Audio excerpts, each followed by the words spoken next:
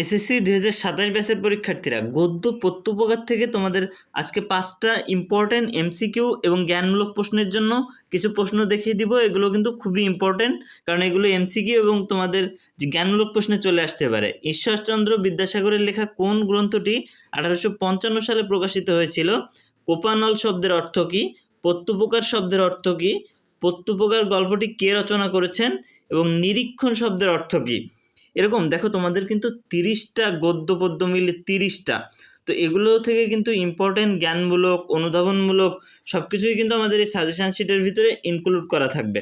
এই suggestion sheet পড়লে তোমার কিন্তু এসএসসি যে টেস্ট পরীক্ষা চলে আসতেছে সামনে, এই টেস্ট পরীক্ষা কাভার হবে, এসএসসি বোর্ড পরীক্ষা কাভার হবে, এসএসসি টেস্ট পরীক্ষাও কাভার হবে, তোমাদের যে স্কুলের যে পরীক্ষা হবে সামনে।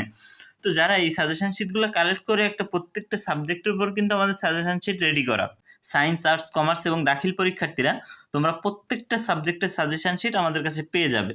এগুলো 12টা করে সাবজেক্ট প্যাকেজ আকারে দিয়ে দেওয়া হয়, ঠিক আছে? তো যারা এরকমভাবে প্রত্যেকটা সাবজেক্টের সাজেশান শিট নিয়ে আমাদের কাছ থেকে একটা গোছালো প্রস্তুতি নিতে চাও এসএসসি পরীক্ষায় ভালো রেজাল্ট করার জন্য, টেস্ট পরীক্ষায় ভালো কিছু করার জন্য, তারা আমাদের স্ক্রিনে দেওয়া হোয়াটসঅ্যাপ নাম্বারে এই শিট নেওয়ার জন্য মেসেজ দাও।